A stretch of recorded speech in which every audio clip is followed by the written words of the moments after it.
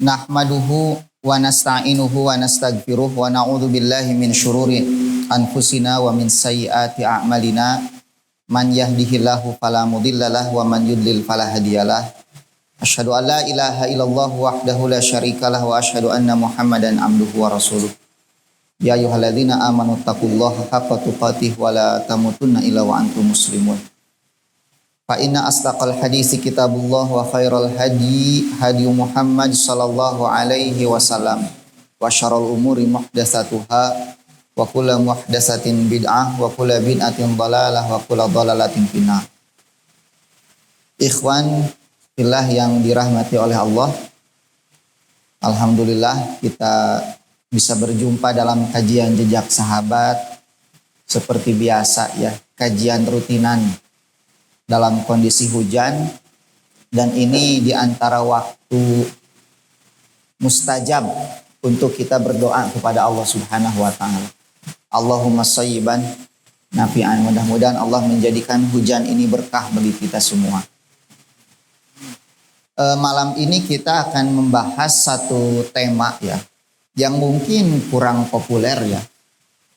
Apalagi kalau dibandingkan dengan tema poligami, wah jauh itu lebih populer biasanya.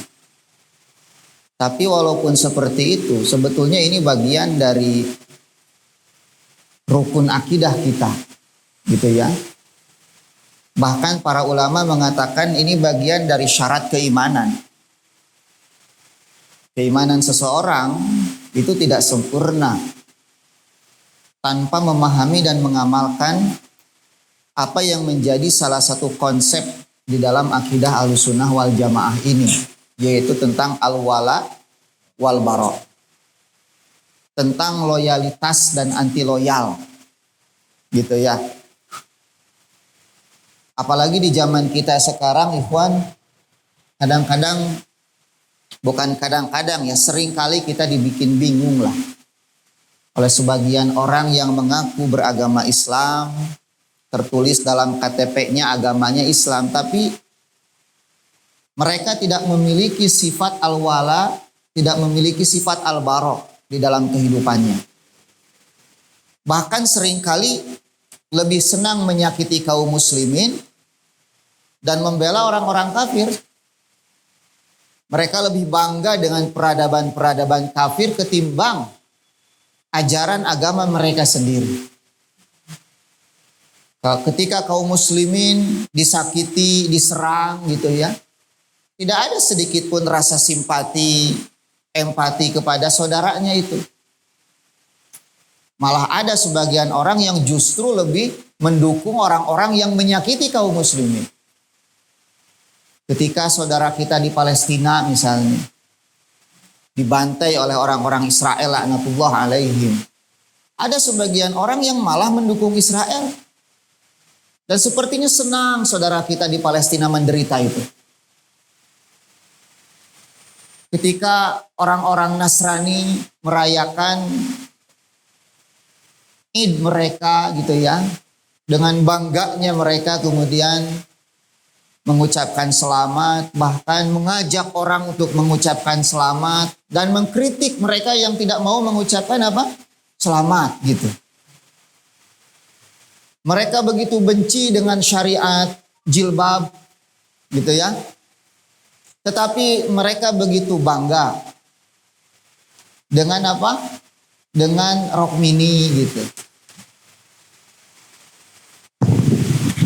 Deketin.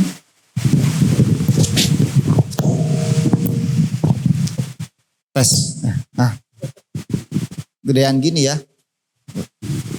Jadi ada yang seperti itu. Jilbab, cadar, hijab, mereka cela, mereka caci maki, tapi di satu sisi mereka begitu senang gitu ya dengan rok mini gitu. Ketika ada orang yang kemudian mendakwahkan ketauhidan, mewanti-wanti kaum muslimin dari kesyirikan, malah dimusuhi. Dianggapnya memecah apa? Memecah belah. Jadi konsep al-wala wal bara di dalam kehidupan kita sekarang ini begitu kabur, ikhwan.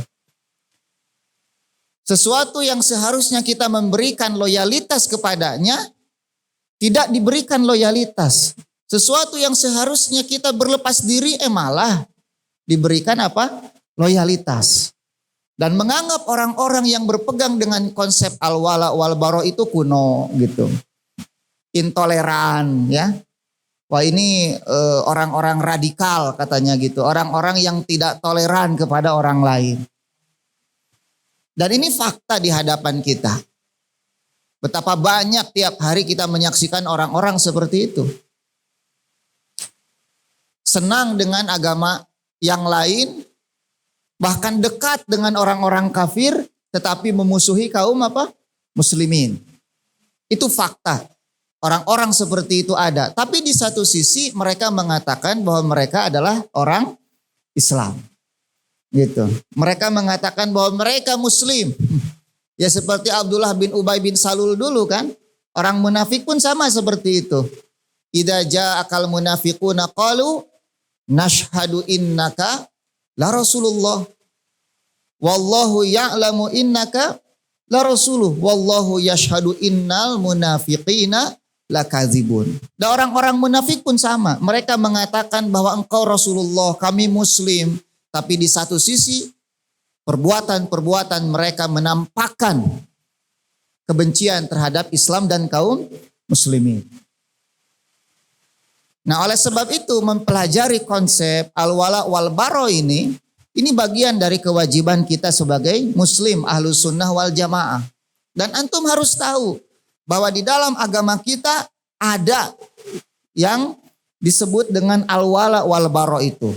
Jadi ini bukan mengada-ngada gitu. Nah lalu apa yang dimaksud dengan al-wala itu? Al-wala itu artinya al-qurbu, dekat. Gitu ya. Al-mahabbah, cinta. Gitu. Nah, yang dimaksud dengan al-wala di dalam hal ini adalah al-qurbu minal muslimin. Bagaimana kita menampakkan kedekatan, kecintaan kita, loyalitas kita kepada kaum muslimin. Gitu. Bimawaddatihim, dengan mencintai mereka. Wa i'anatihim wa munasaratihim, membantu menolong mereka. Ala a'daihim, untuk melawan musuh-musuh mereka. Ini al-wala. Wasukna ma'ahum, dan kita lebih senang untuk memilih tinggal di kalangan kaum apa? Muslimin. Itu al-wala. Karena ada sebagian orang Islam sekarang yang lebih senang tinggal di negeri kafir. Lebih senang tinggal di luar negeri yang notabene mayoritas orang-orang apa? Kafir. Lebih nyaman seperti itu. Ini aneh sebetulnya. Saya lebih senang tinggal di satu sudut gang sempit di Kebon Gedang sana. Walaupun orang mengatakan negara beling. Gitu ya. Daripada tinggal di New York City misalnya. Ya. Kenapa? Karena negara beling yang bernama Kebon Gedang itu saudara saya semua. Kaum muslimin di situ tinggal. Ya. Nah, Papaya Garden. Kebon Gedang gitu ya. Saya lebih senang di sana. Saya masih bisa menikmati kumandang azan gitu ya. Mendengar orang-orang membaca Al-Quran, anak-anak ribut di masjid. Ketika bertemu dengan saudara saya mengucapkan salam, dia pun mengucapkan salam kepada saya. Ketimbang tinggal di New York City yang mungkin mendengar azan saja sulit ikhwan. Ya, tapi ada orang yang bangga tinggal di negeri-negeri kafir seperti itu. Dan menganggap modern itu. Kalau tinggal di Papaya Garden terbelakang gitu. Ya, primitif. Jadi saya itu orang primitif gitu. Karena tinggal di gang-gang sempit seperti itu. Nah di antara bentuk loyalitas kita kepada kaum muslimin. Kita senang tinggal di lingkungan kaum muslimin. Bahkan ada sebagian ulama yang mengatakan bahwa al-wala itu bukan hanya berkaitan dengan kaum muslimin. Mereka mengatakan bahwa al-wala itu hubbullah, mencintai Allah. Wa rasulih, mencintai rasulnya. Wa sahabah, mencintai para sahabat Nabi. Wal mu'minin, dan mencintai orang-orang yang beriman. Itu al-wala namanya. Kenapa? Karena ada sebagian orang yang benci dengan sahabat. Siapa? Orang-orang Syiah. Itu makanya mereka bukan saudara kita. Syiah itu bukan saudara kita, ya kawan. Ya, Syiah yang membenci sahabat itu bukan saudara kita karena mereka bukan Islam. Ini harus kita tegaskan ini. Ini orang-orang yang selama ini teriak bahwa Islam itu Syiah itu Islam, kita harus bertoleran, kalian ini intoleran. Ketika ada korban mut'ah ini kok diam saja, ini kemana ini? Orang-orang yang suka teriak-teriak seperti itu, menyalah-nyalahkan kita, kemudian mengatakan kita Wahabi, tidak toleran kepada Syiah katanya yang masih Muslim. Ini ketika ada korban mut'ah kepada kemana ini orang-orang ini? Kok jempling gak terdengar suaranya? Yang diangkat itu cuma pelecehan seksual di pesantren. Akhirnya semua pesantren kebagian apa? Getahnya kan gitu. Yang diangkat ustadznya, jadi ustadznya jadi jelek semua gitu. Saya tuh jadi kebayang teh sigana teh cabul gitu tah. Korban gitu. Tapi kok ajaran mut'ahnya nggak pernah diangkat ini. Padahal ini yang menjadi apa? Intinya gitu kan ya. Sampai ada jaksa mengatakan kok heran ya ini istri si fulan ini ikut mengurus bayinya gitu.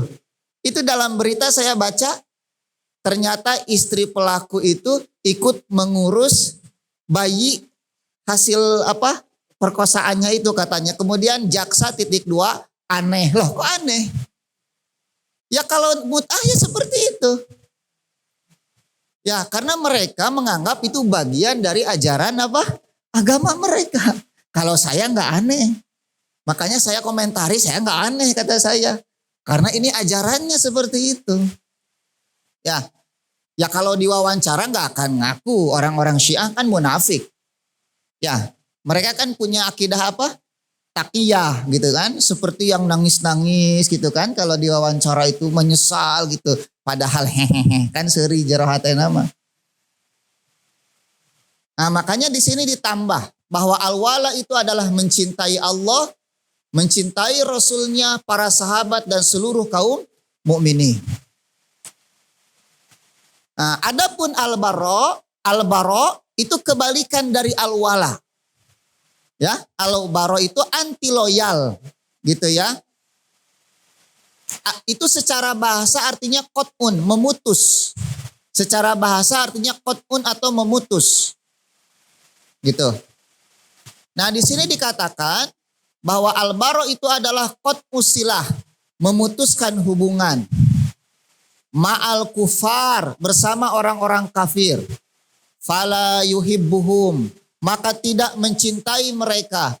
Wala yunasiruhum, tidak boleh menolong mereka. Wala yuqimu fi diyarihim illa lidarurah, dan tidak tinggal di negeri-negeri mereka kecuali karena darurat saja. Itu namanya al-bara gitu ya. Jadi antum masih bercita-cita untuk tinggal di sana, di New York City, atau di London, gitu ya. Dulu bukankah Muaz diutus ke Yaman misalnya, dan di sana mayoritas orang Nasrani, betul. Tapi untuk apa? Berdakwah. Dulu para sahabat Nabi ke Habasyah mayoritas Nasrani untuk berhijrah, karena ada darurat. Mereka dilukai di Mekah, maka Nabi menyuruh mereka hijrah kemana? Ke Habasyah. Karena di sana ada raja katanya yang adil, yang akhirnya masuk apa? Islam. Gitu. Nah ikhwan, kalau tidak ada darurat, tidak ada sebab, geswe cicing lah di Indonesia. Ya apa sih kurangnya negara kita ini? Negara mana yang lebih kaya dari negara kita tercinta ini ikhwan? Walaupun rakyatnya miskin. Gitu ya. Iya, tapi kan negaranya ya minimal negaranya yang kaya, terus cukong-cukongnya gitu ya. Tapi coba kita mau ngaji seperti ini bebas gitu ya. Kita masih bisa menuntut ilmu, kita masih bisa diberikan kebebasan untuk mengaji ilmu.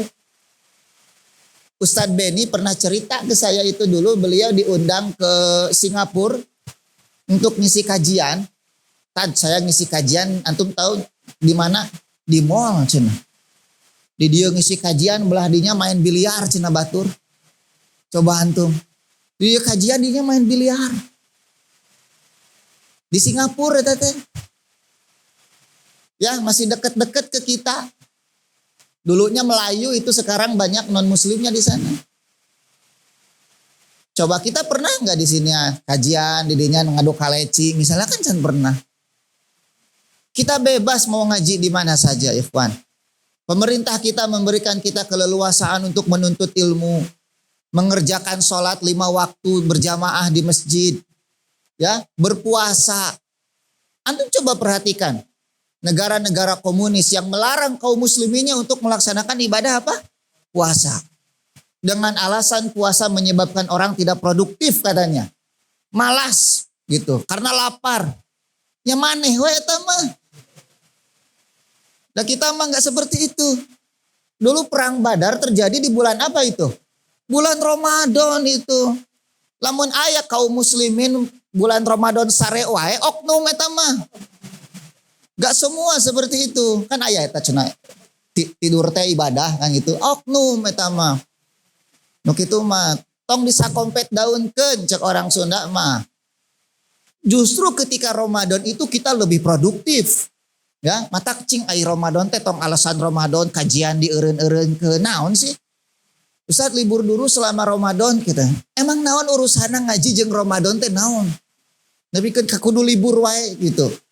Karena ada di beberapa tempat kalau bulan Ramadan itu eureun gitu kajian teh.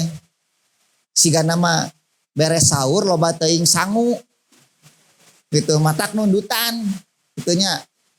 Coba ikhwan di Cina antum pernah lihat berita dulu kaum muslimin dilarang saum di bulan Ramadan di Cina itu, diintimidasi mereka, dianggap tidak produktif gitu ya.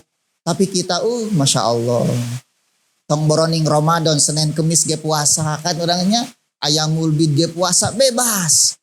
Makanya sudahlah kita tinggal saja di negeri kita ini. Kalau mau keluar negeri alasannya darurat. Apalagi keluar ke negeri-negeri apa? Kafir alasannya darurat.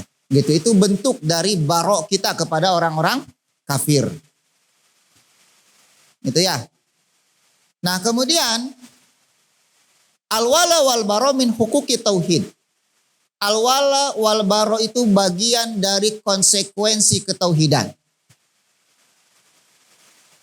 Aneh kalau orang mengatakan muslim bersyahadat tapi tidak punya al-wala wal baro. Bohong dia dengan syahadatnya. Makanya di sini dikatakan wajib bagi setiap muslim untuk loyal kepada Allah, mencintai Allah. Gitu ya, mencintai kaum muslimin karena Allah. Wan yu'adi fillah, dan memusuhi karena Allah juga. Jadi mencintai karena Allah, memusuhi pun karena Allah, bukan karena hawa nafsunya. Wa an yuhibba fillah, kemudian mencintai karena Allah, wa yubghid fillah, dan membenci karena Allah, fa yuhibbul muslimin, dan mencintai orang-orang muslim, wa yunasiruhum, dan menolong mereka. Kemudian yu'adil kafirin, memusuhi orang-orang kafir, wa yubghiduhum, dan membenci mereka. Bahkan kalau mereka memerangi, wajib kita memerangi kembali. Gitu. Ada orang yang mengatakan, yang kita benci kekafirannya bukan orangnya. Enggak, ikhwan. Kalau orang itu kafir, kita benci orangnya plus kekafirannya. Gitu. Enggak boleh kita mencintai orang-orang kafir. La tajidu qauman yu'minu billahi wal yaumil akhir yuwaduna man hadallaha wa rasulah walau kanu aba'ahum. Jadi enggak boleh. Karena ada sebagian orang yang ingin dianggap bijak, enggak katanya. Yang saya tidak membenci orangnya, yang saya benci kekufurannya. Orang kafir itu harus dibenci orangnya juga. Tapi bukan berarti kemudian kita berlaku tidak adil gitu. Hebatnya kaum muslimin teh gitu dah. Ya, diperintahkan membenci orangnya, tapi diperintahkan juga untuk berlaku adil. Gitu. Janganlah kebencian kalian kepada satu kaum membuat kalian tidak berlaku apa? Adil. I'dilu huwa aqrabu litaqwa. Itu kaum, itu Islam, ajaran Islam. Gitu ya. Jadi ketika antum misalnya bertetangga dengan non muslim, tetap antum berbuat apa? Baik, membantu dia. Walaupun di dalam hati kita tidak suka. Ya, apakah itu kemunafikan? Bukan, itu perintah Allah Subhanahu wa taala. Bukan kemunafikan. Tapi jangan juga antum nanti ngomong ya sebenarnya mah orang teh geuleuh ka maneh teh gitu. Ya, kenapa? Itu menyebabkan mudarat lebih apa? Lebih besar nantinya gitu. Dia sakit tetap kita jenguk, dia kelaparan tetap kita beri apa? Beri makan gitu ya. Dia butuh pinjaman kita kasih pinjam. Dia meminjam sesuatu apapun kalau kita bisa bantu dia. Ya, itulah kaum muslimin. Itu namanya toleransi. Gitu. Toleransi itu kita nggak setuju dengan orang itu tapi kita tetap apa? Memberikan dia kesempatan sesuai dengan keyakinannya. Toleransi itu bukan menghormati, ikhwan. Antum nggak boleh menghormati keyakinan orang lain. Ya, saya menghormati keyakinan. Enggak. Nah, Allah nggak pernah menghormati keyakinan orang-orang apa? Kafir. Mana? Bukti, datangkan satu ayat Allah menghormati keyakinan mereka. Gak ada. Gitu ya. Jadi yang namanya toleransi itu bukan kita menghormati keyakinan. Tidak. Kita tetap menganggap itu salah-salah gitu ya. Tetapi kita tetap membiarkan mereka untuk mengamalkan apa keyakinan mereka. Lakum dinukum waliyadin. Itu toleransi namanya. Karena kita gak boleh menghargai keyakinan. Satu-satunya ya keyakinan yang harus kita hargai hanya Islam. Ini keyakinan kita. Jangan disalahpahami ya. Bisi aya nu salah paham kayak di dieu. Ayo keluar ti dieu kabeh di tarajongan misalnya. Gitu enggak. Ya, kita tetap gitu ya, membiarkan orang-orang kafir itu untuk melakukan keyakinan mereka, mengamalkan keyakinan mereka walaupun kita tidak setuju, tidak suka, tidak menghargai apa yang mereka apa? Lakukan itu. Itu yang namanya toleransi. Gitu ya. Nah, dalilnya apa ikhwan? Al-Maidah 5556. Allah berfirman, "Innama waliyukumullahu wa rasuluh." Sesungguhnya wali-wali kalian adalah Allah dan Rasulnya. Penolong kalian adalah Allah dan Rasulnya. Walladzina amanu, dan orang-orang yang beriman. Alladzina yuqimuna shalah, yaitu orang-orang yang menunaikan salat, wa yu'tuna zakat, menunaikan zakat, wahum raki'un, dan mereka ruku, tunduk. Wa man yatawallallaha wa rasulahu, barang siapa yang menjadikan Allah dan Rasulnya sebagai wali, sebagai penolong, sebagai pelindung, gitu ya. Walladzina amanu, dan orang-orang yang beriman. Fa inna hizballahi humul ghalibun, maka sesungguhnya partai Allah lah yang akan menang, gitu ya. Jadi ada hizbullah, ada hizbu apa? Syaitan, gitu. Antum hati-hati jangan tertipu dengan Hasan Nasrullah ya. Itu kan katanya hizbu apa? Hizbullah, itu Syiah itu bukan hizbullah itu. Ada wali, ada aulia urrahman, ada aulia apa? Syaitan, kan gitu dalam kitab Imam Ibnu Taimiyah itu. Ada wali-wali Allah, ada wali-wali setan. Gitu. Jadi wali itu ada setannya boga wali eta teh. Kemudian di dalam Al-Maidah, ya ayyuhalladzina amanu, ayat 51 ya. Wahai orang-orang beriman, la tattakhidul yahuda wan nasara aulia. Janganlah kalian menjadikan Yahudi dan Nasrani sebagai aulia. Aulia di sini maknanya bisa kekasih, bisa teman dekat, bisa pemimpin gitu. Ba'duhum auliya'u ba'din, karena sebagian dari mereka adalah wali bagi sebagian yang lain. Artinya mereka tidak akan pernah menjadi wali bagi kita, nggak akan pernah. Gitu. Ya. Dulu kan ramai ya ayat ini ya. Dulu ramai itu. Itu sejarah itu. Yang tidak akan pernah terlupakan tuh. Sampai ada yang dipenjara kan. Nah ini karena dia menghina ayat ini. Dia mengatakan bahwa ayat ini suka digunakan sebagai alat menipu, katanya gitu. Supaya tidak memilih pemimpin non-muslim. Ya memang seperti itu. Nggak boleh kita menjadikan non-muslim sebagai pemimpin. Bahkan di antara pemimpin yang boleh diperangi, kata Nabi, intarau minhum kufron bawahan, kata Nabi. Kecuali kalau kalian melihat dari pemimpin kalian itu kufur bawah. Kufur bawah itu kufur yang jelas nyata, itu boleh diperangi.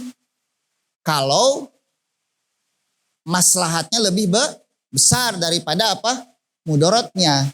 Ya dalam konteks kita gitu kan nggak mungkin kita seperti itu ya. Perang memerangi itu nggak boleh. Ya dalam konteks kita jangan memilih pemimpin yang non muslim. Itu keyakinan kita. Itu ya. Walaupun kita tinggal di negara demokrasi, siapapun bebas untuk menjadi pemimpin gitu. Tetapi kita kan nggak bisa melepaskan agama kita. Ya, mentang-mentang kita hidup di negara demokrasi kemudian kita copot misalnya keyakinan kita, nggak bisa, ikhwan. Muslim itu mau hidup di mana saja ya keyakinannya nempel dalam dirinya gitu. Dia menjadi akidah yang akan dibawa kemanapun dia pergi sampai matinya. Ya jadi nggak bisa kita menjadikan orang-orang non-muslim sebagai pemimpin kita. Jangankan dalam konteks negara yang mengatur seluruh kehidupan manusia di negara itu ya. Dengan berbagai macam berbagai macam permasalahannya. Di rumah tangga saja kan nggak boleh. Seorang wanita dipimpin oleh suami yang kafir itu nggak boleh. Gitu. Makanya kenapa pernikahan antara wanita muslimah dengan laki-laki kafir itu tidak sah. Dianggap zina. Ya, kenapa? Ar-rijalu qawwamuna 'ala nisa, karena laki-laki itu pemimpin perempuan, sedangkan seorang muslim tidak boleh dipimpin oleh kafir, gitu. Nah, itu makanya jangan jadikan Yahudi Nasrani sebagai sebagai pemimpin, nggak boleh. Karena apa? Karena mereka itu yang akan memimpin di antara mereka, menjadi wali, saling mencintai, saling membantu, mengasihi, dan tidak pernah mungkin mengasihi kita. Kenapa? Karena dalam ayat lain Allah berfirman, walan tardo ankal yahudu wala an-nasara hatta tatabi'a millatahum. Gitu ya. Waman yatawallahum minkum fa innahu minhum tuh. Barang siapa yang memberikan loyalitasnya kepada orang-orang kafir, kepada Yahudi dan Nasrani, fa innahu minhum, maka dia termasuk golongan mereka. Artinya ikhwan, ketika kita memberikan wala kepada orang kafir, kita bisa menjadi kafir itu. Ya, di antara penyebab kekafiran itu wala kepada orang-orang kafir. Makanya saya tidak yakin orang-orang yang berempat itu masih muslim itu, saya nggak yakin itu.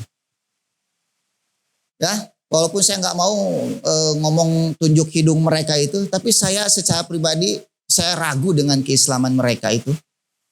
Berapa sering lisan mereka menyakiti kaum muslimin, mengatakan tidak percaya dengan syariat Islam, malah mendorong kaum muslimin untuk mengucapkan selamat kepada hari raya orang lain.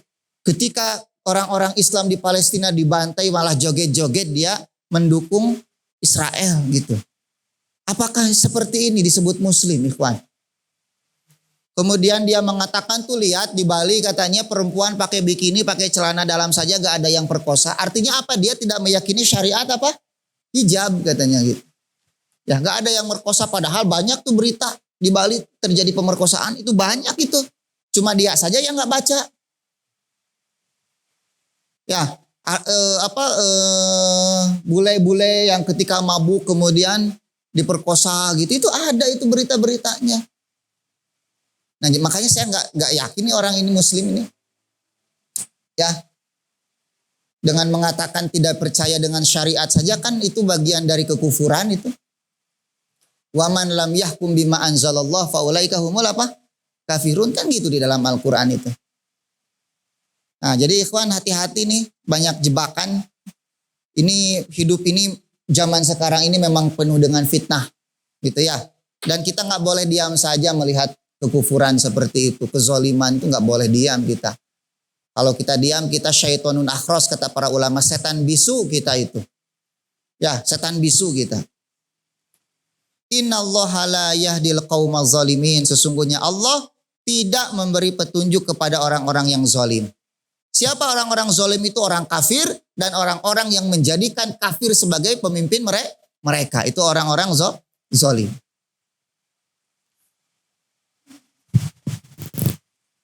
Kemudian di dalam Al-Mujadilah ayat 22 Allah berfirman, la tajidu qauman. Engkau wahai Muhammad tidak akan menemukan satu kaum yu'minuna billah, yang beriman kepada Allah wal yaumil akhir dan hari akhir, yuwaduna man hadallaha wa rasulah. Mereka, ayat berapa itu? 22 ya. Yuwaduna man hadallaha wa rasulah. Saling mencintai dengan orang-orang yang memusuhi Allah dan Rasulnya. Saya ingin tanya kepada antum, non muslim mana sekarang yang tidak memusuhi Nabi Muhammad Sallallahu Alaihi Wasallam?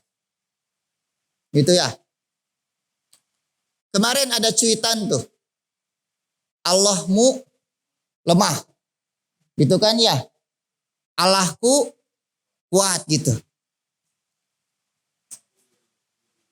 Tidak perlu dibela gitu kan ya. Allahmu itu lemah, makanya harus dibela gitu. Adapun Allahku itu tidak perlu dibela gitu. Dia yang membela aku. Ya.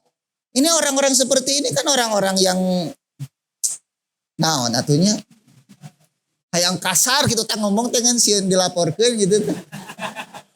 Undang-undang ITE intinya pasal karet. Ya. Ini tadi viralkan hayo saat di jeruji besi Hotel Prodeo kan gitu. Tapi orang-orang seperti ini, aduh mudah-mudahan Pak Polisi ini betul-betul menindak manusia-manusia seperti ini. Ini pengganggu apa? Ketentraman. Oh faktanya ternyata mereka yang beragama Nasrani gitu ya. Biasa-biasa saja ketika kita tidak menyebutkan apa? Selamat Natal, dan mereka tidak tersinggung karena mereka pun tahu bahwa itu adalah bagian dari akidah kita. Biasa saja kita. Saya sampai sekarang dengan tante yang di depan rumah itu, dengan si Om kan di Bang Ina, si tante sama si Om, biasa saja ngobrol. Saya punya makanan kasih dia punya makanan kasih saya gitu. Saling berbagi makanan. Ya, bahkan kucingnya pun buang air besarnya di halaman rumah. Saya yang buangin kotoran kucingnya itu. Tiap kucingnya buang air besar itu nggak pernah saya datang ke rumahnya, tante itu pangbersihan kan nggak pernah. Munah di imah orang henteu. Saya ambil sekop saya buang ke ke selokan. Seperti itu. Nggak pernah harus gimana-gimana gitu ya. Itu si tante itu kalau ada anak burung jatuh itu pernah ada, dia ambil, dia kasih makan sampai sehat, sampai gede, sampai terbang Pak. Urang mah cantang tuh siga kitu. Ninggali beurit di gebug wae bersedih. Urang makan nih beurit teh talapung nya tuh bersedih gitu. Itu muamalah kita baik gitu. Kadang-kadang dia bilang ke saya, "Yeuh, cenah da sabenerna mah tujuan urang teh sarua. Ka surga kan beda jalan gitu. Ngajar hati teh kumaha maneh kan gitu saya mah. Gitu ya. Tapi tetap saja kita muamalah apa? Baik, nyaman, tentram. Jadi tolonglah orang-orang pengganggu ketentraman gini Pak Polisi diamankan sajalah. Gitu ya, supaya lisannya itu dan jangan dikasih HP nanti di penjaranya gitu. Gitu ya. Biar enggak lagi nulis-nulis yang kontroversial dan membuat orang bertengkar. Ya, kita itu nyaman sebelum ada orang-orang seperti ini ya. Tapi kayaknya dari dulu juga sudah ada, cuma dulu mah belum punya HP kitanya gitu. Dan dia pun mungkin dulu belum pika sebelen seperti itu. Nah, sekarang saja pika sebelennya itu. Nah, jadi Muhammad, kalian tidak akan menemukan satu kaum yang beriman kepada Allah dan hari akhir ini. Kaum ini siapa maksudnya di sini? Para sahabat Nabi, karena ayat ini turun pertama kali kepada mereka kan. Tapi kemudian kita diperintahkan untuk ikut. Gitu ya, untuk ikut seperti sahabat.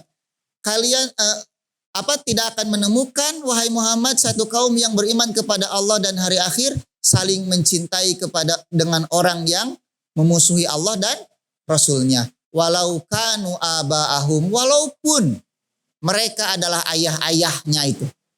Ayah-ayah mereka, au abnahum atau anak-anak mereka, au ikhwanahum atau saudara-saudara mereka, au ashiratahum atau keluarga mereka. Jadi ikatan keimanan itu lebih kuat daripada ikatan apa? Nasab. Gitu. Antum berbeda agama dengan ayah ibu. Punya nasab dengan ayah ibu tapi beda agama. Maka ikatan keimanan antum kepada saudara antum yang mukmin, walaupun tidak punya ikatan nasab itu lebih kuat daripada ikatan dengan ibu. Tapi walaupun demikian, kita tetap diperintahkan berbuat apa? Baik kepada orang tua kita, birrul walidain. Gitu ya. Hanya ketika mereka nanti mengajak kita untuk kufur kepada Allah, jangan ikut. Tapi antum berbuat baik, ngasih nafkah, sakit menjenguk, bawa ke rumah sakit gitu, berbicara dengan cara yang baik, itu wajib hukumnya walaupun dia kafir. Lihat bagaimana Islam mengajarkan kita tentang apa? Toleransi itu. Sampai Abu Hurairah itu kan nangis-nangis ya kepada Rasulullah karena ibunya yang tidak mau masuk apa? Islam. Sampai minta doa kepada Nabi. Ketika beliau pulang, ternyata ibunya sudah memeluk agama Islam. Gitu. Artinya boleh memintakan apa? Hidayah untuk orang kafir itu boleh. Agar Allah memberikan petunjuk kepada dia untuk masuk ke dalam Islam itu. Nah, maka di sini dikatakan jelaslah dari ayat-ayat ini wajibnya kita loyal kepada orang-orang beriman. Gitu ya, dan segala sesuatu yang lahir dari loyalitas itu berupa kebaikan. Dan wajib memusuhi orang-orang kafir dan mewanti-wanti supaya tidak menjadikan mereka sebagai apa? Kekasih dan pemimpin. Wa ma tuaddi ilaihi mawalatuhum min syarrin, dan segala keburukan yang timbul diakibatkan kita memberikan wala kepada orang-orang kafir tersebut gitu. Nah, sekarang kedudukan al-wala wal bara di dalam agama kita. Sesungguhnya wala dan al-bara di dalam Islam itu memiliki kedudukan yang sangat besar kata para ulama. Apa? Fahuwa awsaku urol iman. Itu bagian dari ikatan keimanan yang paling kuat. Itu ya, awsaku urol iman. Maksudnya apa? Bahwa al-wala itu akan memperkuat ikatan kecintaan di antara kaum muslimin. Gitu. Dan mufasilatan a'da al-Islam, pemisah yang memisahkan antara kita dengan musuh-musuh Islam. Sehingga jelas, tegas. Garis merahnya itu apa? Mana saudara kita, mana bukan saudara kita. Mana teman, mana lawan. Gitu. Itu fungsi dari al-wala wal bara. Nah, dari Ibnu Abbas bahwa Rasulullah Shallallahu alaihi wasallam bersabda, "Ausaku urol iman." Ikatan iman yang paling kuat, kata Nabi, al-muwalatu fillah wal muadatu fillah wal hubbu fillah wal bugdu fillah. Itu jelas sekali. Nah, di sini dikatakan ini dari Syekh Abdul Malik Al-Qasim ya, beliau menulis artikel tentang al-wala wal bara. Antum cari saja di YouTube itu Syekh Abdul Malik Al-Qasim, cuma jarang kelihatan wajahnya, itu cuma biasanya kebanyakan apa sautiah saja itu kajian-kajiannya itu. Beliau mengatakan bahwa al-wala wal bara itu adalah bagian dari makna syahadat. La ilaha illallah. Maksudnya apa? Bahwa kita berlepas diri dari segala sesuatu yang disembah selain Allah Subhanahu wa taala. Gitu.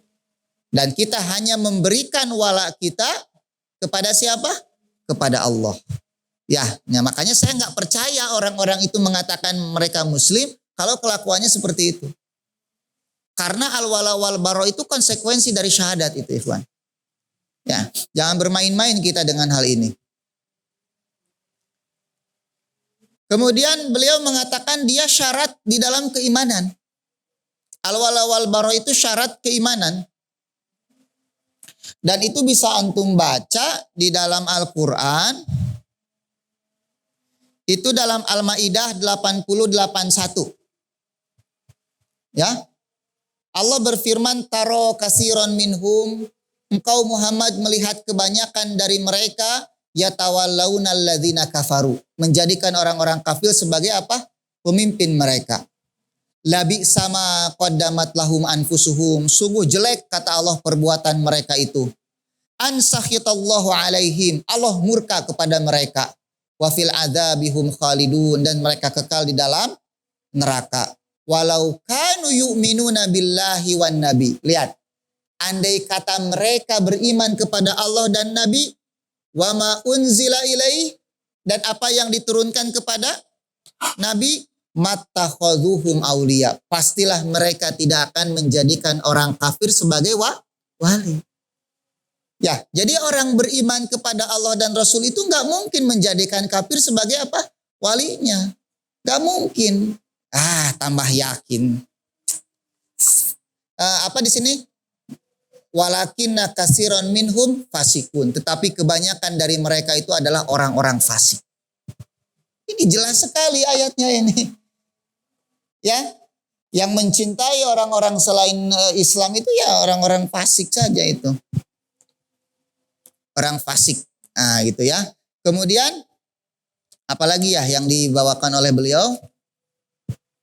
Ini tidak saya baca semua.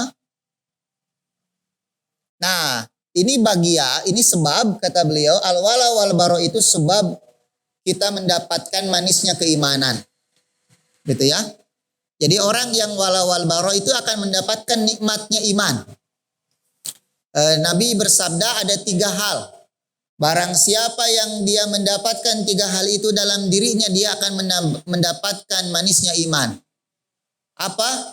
Allah dan Rasulnya lebih dia cintai daripada selainnya.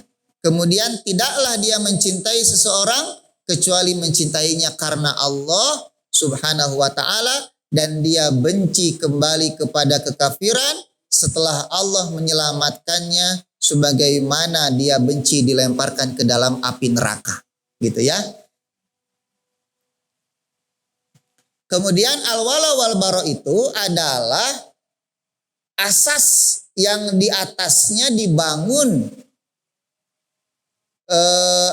al-mujtama al-muslim, kehidupan masyarakat kaum muslimin. Jadi masyarakat di dalam Islam itu harus dibangun di atas al-wala wal bara. Dalilnya innamal mu'minuna apa? Ikhwah. Sesungguhnya orang-orang beriman itu adalah bersaudara.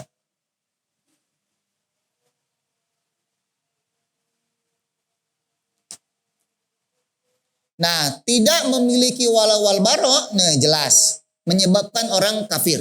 Dalilnya yang tadi, waman yatawallahu minkum fa innahu minhum. Itu dalilnya, itu jelas. Nah, ada satu pembahasan terakhir, ikhwan. Ini baik dalam kitab ini ataupun dalam tulisan Syekh Abdul Malik Qasim ini, itu dibahas tentang al-mudahanah wal mudaroh. Dan kaitannya dengan al-wala wal bara. Jadi ini kaitannya dengan ada sebagian orang yang kemudian dia berlaku manis dengan orang-orang kafir yang memusuhi Islam. Menjilat. Mudahanah itu artinya menjilat kepada orang-orang apa? Kafir. Karena kepentingan-kepentingan tertentu. Nah, ini hukumnya apa? Nah, di sini dikatakan al-mudahanah adalah meninggalkan amar ma'ruf nahi munkar dan menjilat kepada orang-orang kafir serta para pelaku maksiat dengan tujuan-tujuan dunia. Kemudian dia meninggalkan apa yang menjadi kewajiban seorang muslim berupa giroh di dalam agama. Jadi ketika ada orang kafir, ada pelaku maksiat gitu ya, bukannya beramar ma'ruf nahi munkar, tetapi malah menjilat kepada orang-orang tersebut karena tujuan-tujuan dunia gitu ya. Dia bermesraan dengan para pelaku maksiat dan orang-orang kafir gitu, dan tidak melakukan inkar. Maka yang seperti ini hukumnya haram ini. Gak boleh dilakukan oleh seorang muslim. Kenapa? Di dalam Al-Maidah 78 sampai 80 Allah berfirman, lu'inal ladzina kafaru, telah dilaknat orang-orang kafir min Bani Israel, dari Bani Israel, ala lisani Dawud wa Isa ibni Maryam, melalui lisan Nabi Daud dan Isa ibnu Maryam. Dzalika bima asaw wa kanu ya'tadun, disebabkan karena maksiat mereka dan mereka berlebih-lebihan. Kanu la yatanahawna an munkarin fa'alu, mereka tidak melakukan nahi munkar, tidak saling melarang dari kemunkaran yang mereka lakukan. Labi sama kanu yaf'alun, gitu ya. Taro kasiron minhum, engkau menyaksikan kebanyakan dari mereka, yatawallaunal ladzina kafaru, menjadikan orang-orang kafir sebagai apa? Wali. Nah, ada juga ikhwan al-mudarat. Apa al-mudarat itu? Al-mudarat itu ikhwan, kita berbaik-baik dengan orang-orang kafir atau dengan pelaku maksiat, tapi tujuannya untuk menjaga diri dari kemafsadatan yang lebih besar gitu. Untuk menghindarkan diri dari mafsadat yang lebih besar. Jadi ada seorang kafir atau pelaku maksiat yang kita khawatir dengan keburukannya, maka kita berpura-pura baik kepada orang tersebut. Nah, kalau itu dibolehkan itu. Supaya dia tidak mengganggu kita gitu. Karena kita nggak punya kekuatan untuk menghindarinya. Itu dibolehkan. Ya. Nah, Nabi pernah ikhwan, gitu ya, pernah suatu hari, kata Aisyah, ada seorang laki-laki minta izin untuk bertemu dengan Nabi. Ketika Nabi melihat laki-laki itu, Nabi berkata, bi'sal akhul asyirah, kata Nabi. Laki-laki ini manusia yang paling buruk di keluarganya. Paling buruk di kabilahnya. Nabi berkata seperti itu. Wa bi'sa ibnul asyirah, ini anak yang paling buruk di keluarganya, kata Nabi. Tapi ketika orang itu datang dan duduk di hadapan Nabi, maka Nabi pun ramah kepada orang itu. Ini Nabi melakukan kemunafikan tidak? Ya tidak. Ya, Nabi tidak sedang melakukan apa? Kemunafikan. Jadi ada orang-orang yang kita boleh ungkap aibnya, gitu ya, di khalayak ramai untuk menyelamatkan orang lain dari keburukan orang ini. Tapi ketika kita berjumpa dengan orang itu, kita pura-pura bager, itu boleh. Ada orang-orang yang seperti itu. Nah, ketika orang itu duduk, Nabi berbaik-baik dengan orang itu. Bahkan Nabi tersenyum gitu ya.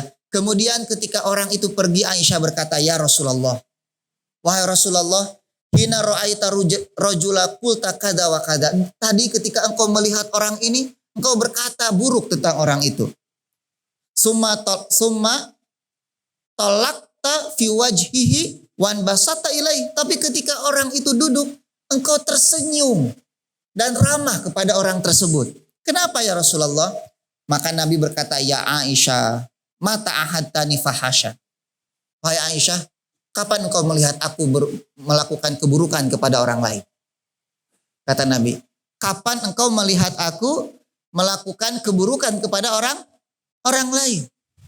Inna syarran nas, sesungguhnya seburuk-buruk manusia, indallah, di sisi Allah, manzilatan, kedudukannya, yaumal qiyamah, pada hari kiamat, man tarokahun nas itiqa asyarri, adalah yang ditinggalkan oleh manusia karena manusia takut dengan keburukan orang tersebut.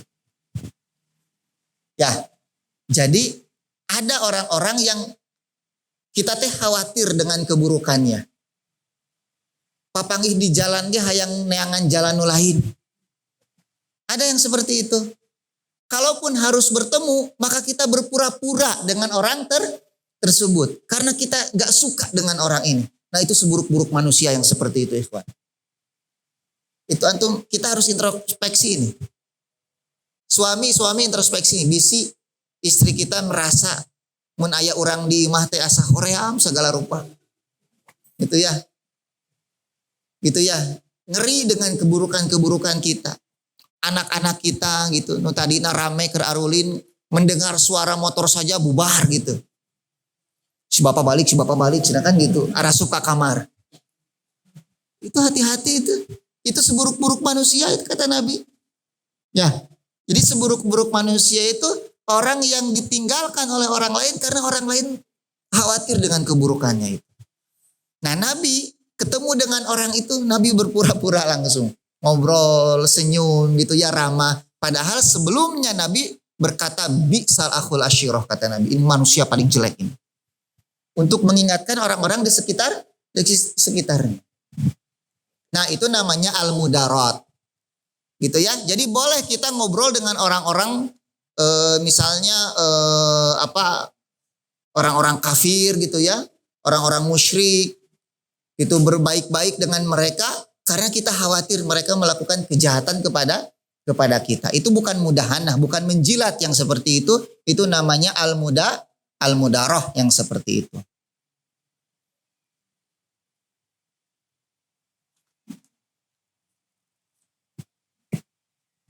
Nah, ikhwan, ada beberapa contoh ya al-wala wal bara itu.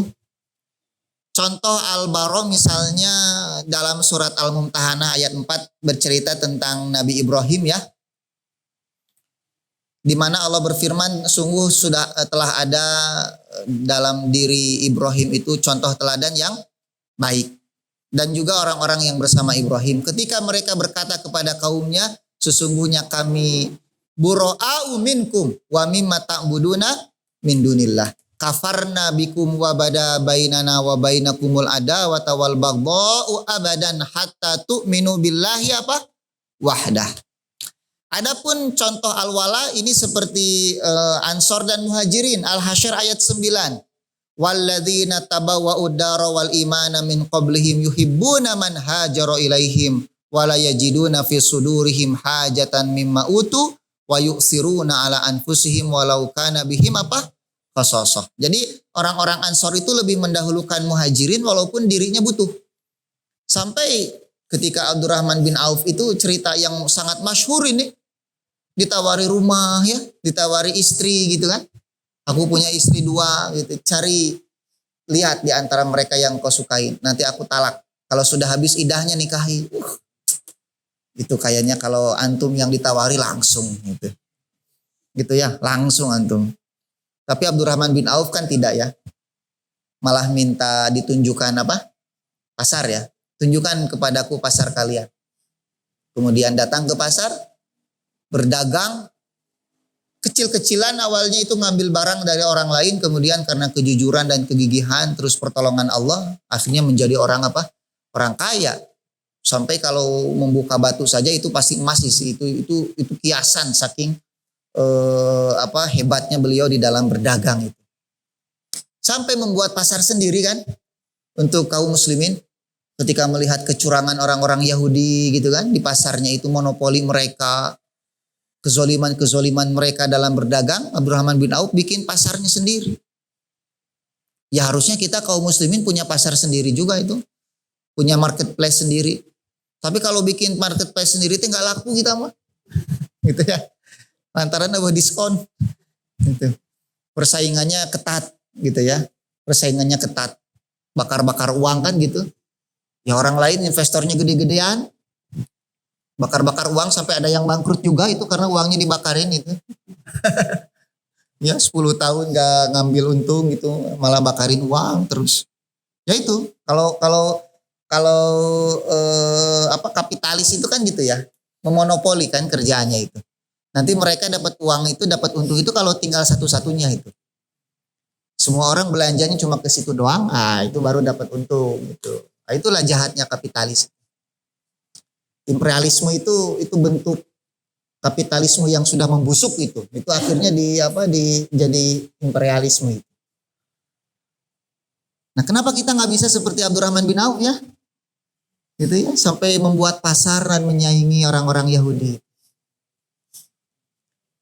Ada nggak di sini nih calon-calon Abdurrahman bin Auf nanti ini? Amin ya. Nanti sudah kaya bantu dakwah gitu ya. Tonggus bunghar poho. Ayeuna can bunghar, aduh, mun bunghar rek ngabantuan dakwah cenah kitu. Heuh da can aya duitna. Kabeh ge can aya duit mah gampang. Tinggal ngabayangkeun kan gitu. Namun duit yang saya berat eta teh ngaluarkeun duit yang dakwah teh. Mikirna ge berkali-kali. Makanya sedekah itu jihad itu. Sedekah itu bentuk dari apa? Dari jihad. Berat. Nah, sekarang ikhwan, ini wala kepada ahli maksiat, muslim ahli maksiat tapi muslim tapi ahli maksiat atau mubtadiin.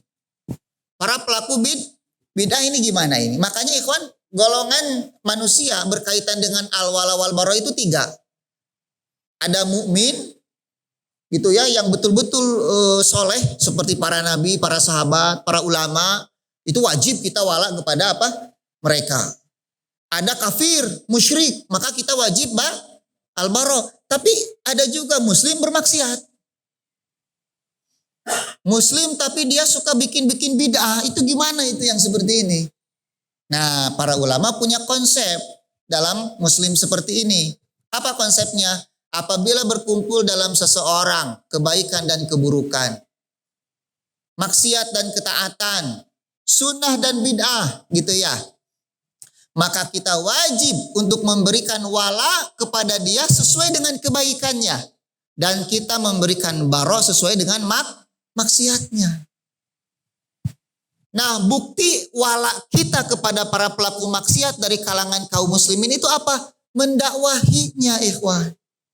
Jadi dakwah itu adalah bentuk cinta kita kepada orang mukmin yang melakukan apa? Maksiat, kepada kaum muslimin yang melakukan maksiat. Jadi jangan lepas begitu saja, gak boleh. Gitu ya, oh ini pelaku bid'ah, baro gitu kan. Berlepas diri, sama sekali gak mau apa? Bergaul, tidak ikhwan. Tahzir boleh. Itu pun kalau menimbulkan dampak positif. Itu dibolehkan tahzir. Tapi kalau tahzir itu lebih menimbulkan dampak mudorotnya, maka gak boleh ditahzir yang seperti itu.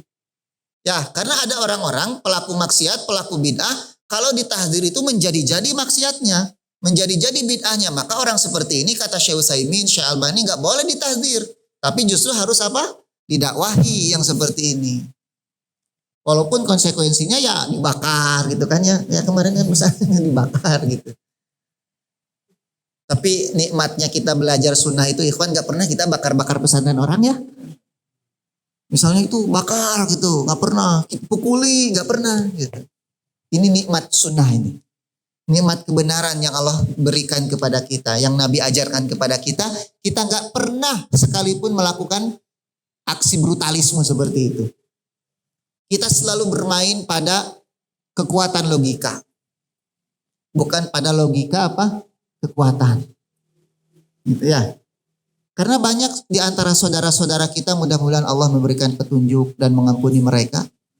Ketika mereka tidak lagi memiliki hujah, tidak memiliki kekuatan logika, mereka beralih kepada logika kekuatan, melakukan kerusakan kepada saudaranya sendiri. Kalau antum mau membedakan ayam baru dengan ayam yang lama, antum perhatikan itu. Kalau ada satu ayam, seekor ayam di komunitasnya itu dijauhi, dimusuhi, dipatuki, itu biasanya ayam itu baru di sana itu. Itu ya. Itu cara membedakan ayam penghuni kandang lama dengan penghuni yang baru. Tapi ketika ada elang itu elang itu nggak pernah membedakan mana penghuni lama, mana penghuni apa? Baru. Semua dimakan oleh elang itu. Nah, ketika kita bertengkar seperti itu orang-orang kafir itu nggak akan pernah membedakan. Ya, semua habis. Yang namanya muslim selesai. Makanya tolonglah gitu ya, kalau ada perbedaan coba dimusyawarahkan ya, didiskusikan. Debat-debat lah, tapi ilmiah gitu ya. Cuma tarik-tarikan suaranya sudah di tempat debat saja gitu. Gak usah dibawa-bawa sampai ke rumah. Apalagi ngundang orang sekampung bakar-bakar pesantren seperti itu. Itu kan saudara kita. Sama itu. Nah, terus kita pun dalam menyampaikan kebenaran usahakan dengan cara yang bijak gitu ya. Pilih kata-kata yang sekiranya tidak akan melukai perasaan saudara kita. Kalaupun sudah dipilih-pilih masih melukai juga ya memang dakwah mah seperti itu, pasti ada yang tersinggung. Gitu ya. Yang namanya dakwah pasti ada yang tersinggung, ikhwan. Tapi usahakan ketersinggungan mereka itu betul-betul karena konsep ilmu yang kita sampaikan, bukan karena adab dan akhlak kita di dalam menyampaikan ilmu itu gitu. Karena Nabi itu ketika menyampaikan konsep ketauhidan, orang-orang kafir itu sepakat bahwa Nabi itu jujur. Nabi itu akhlaknya mulia. Itu sepakat mereka. Ketika mereka menolak dakwah Nabi itu betul-betul menolak konsep dakwahnya. Menolak ketauhidan yang Nabi ajarkan, bukan menolak akhlak Nabi Shallallahu Alaihi Wasallam. Nah, usahakan dakwah kita seperti itu. Ya, ketika orang menolak dakwah kita itu bukan karena menolak adab dan akhlak kita dalam menyampaikan kebenaran, tapi menolak ilmu yang kita sampaikan. Baru kita sesuai dengan Nabi. Gitu ya. Jangan sampai GR dulu gitu, baik dan Nabi bahula ditolak. Itu Nabi akhlaknya mulia gitu. Wah, orang mah ditolak tapi kasebeleun kan gitu. Tidak berlaku baik kepada orang-orang yang ada di sekitar kita. Ya. Nah, jadi seperti itu ikhwannya. Tolonglah ini coba disampaikan kepada saudara-saudara kita. Ada perbedaan itu kan masih ada ruang diskusi. Wa amruhum syura bainahum, urusan kaum muslimin itu dimusyawarahkan, dibicarakan. Kalau mau debat-debat sekalian ilmiah, ambil kitab rujukannya apa gitu kan ya.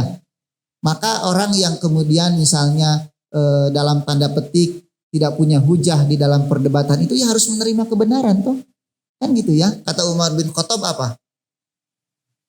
Kita mengaku salah itu lebih baik daripada kita terus-menerus berada di dalam kesalahan itu.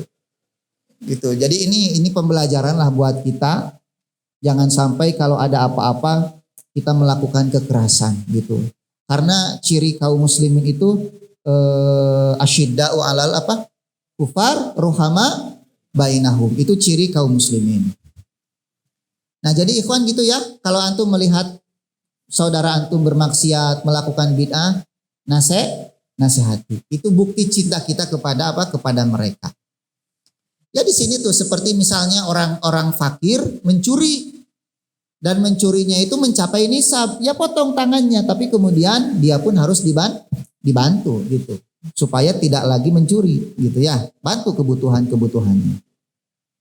Nah sekarang terakhir ikhwan, kalau bermuamalah dengan orang kafir dalam urusan dunia apa? Boleh, ya boleh. Antum berdagang dengan orang kafir gitu kan, antum melakukan jual beli, meminjam barang, menengok yang sakit, menyewakan barang, itu dibolehkan. Nabi pernah menyewa siapa itu? Abdullah ibn Aroikot ya. Aroikot atau Uroikot. Itu Nasrani kalau tidak salah ya. Ketika Nabi hijrah kemana? Ke Madinah. Nabi kan membutuhkan khorid. Khorid itu petunjuk jalan lah.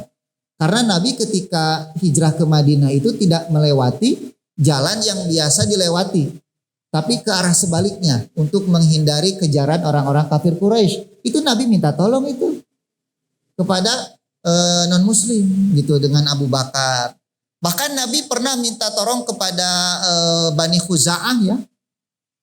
Bani Khuza'ah dari orang-orang Yahudi untuk melawan kafir Quraisy ketika Futuh Mekah itu.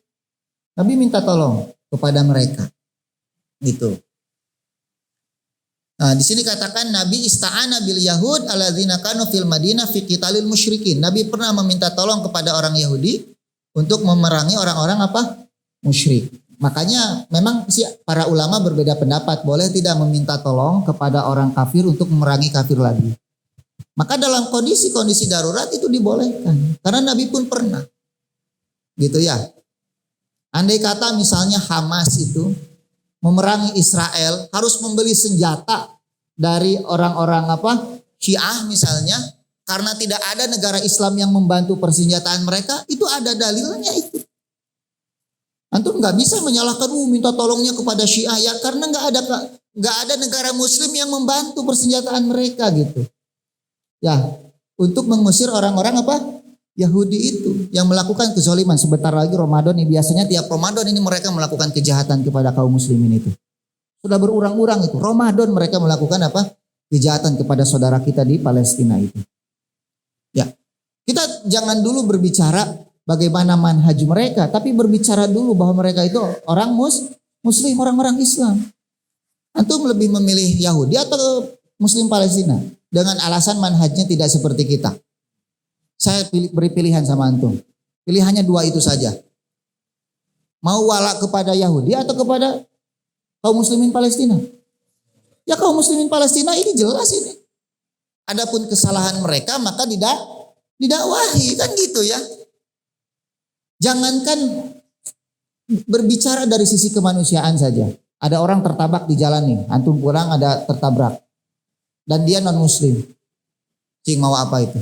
Baik, antapkan senam maut. Kan enggak seperti itu. Tolong, walaupun agamanya non muslim. Ya, berarti kalau tanya heula, Islam lain. Kaburu maut atuh. Kok mau ditanya salapi lain. Kumaha antum ya? Gitunya. Sampai Ustadz Firanda itu pernah mengkritik orang-orang di mana itu? Di Jogja ya.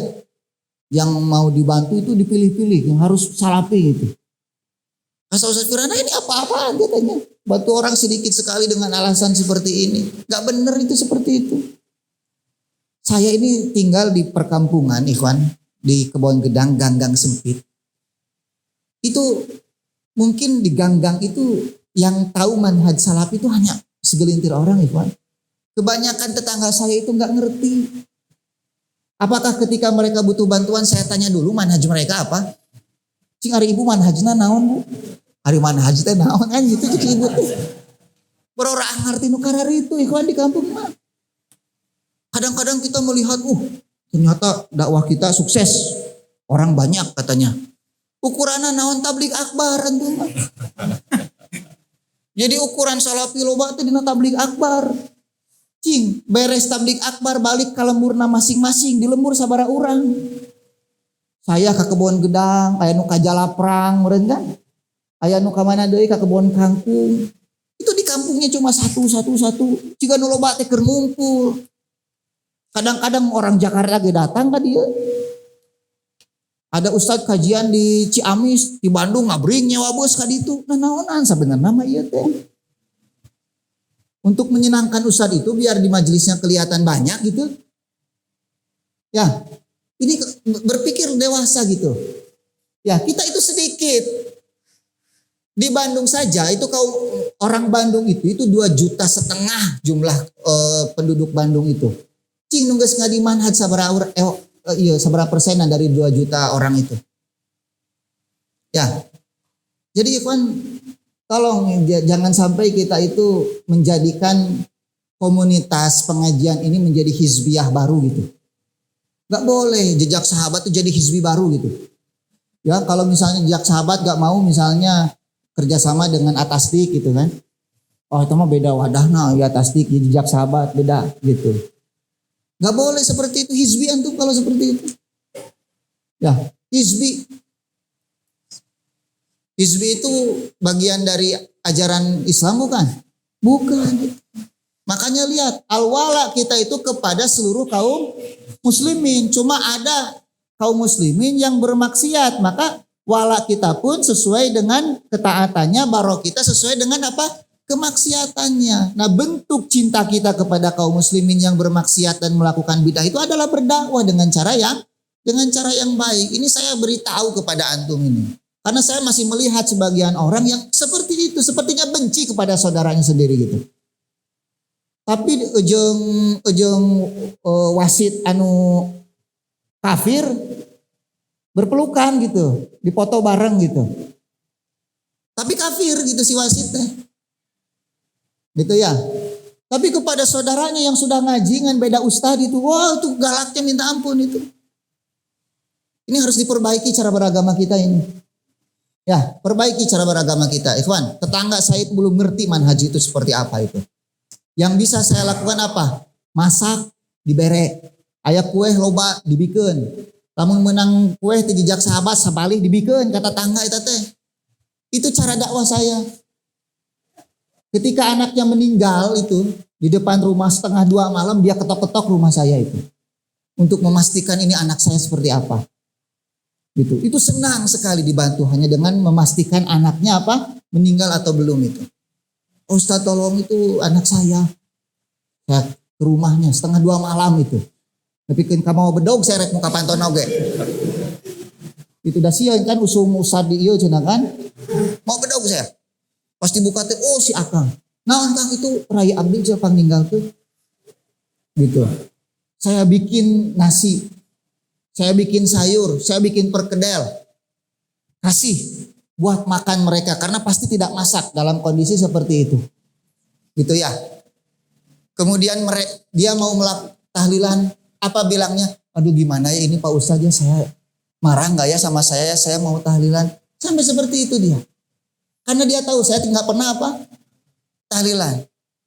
Dia datang, Pak Ustaz maaf ya saya lagi seperti ini. Ya nggak apa-apa ibu nggak apa-apa. Emang ilmunya sampai di sana.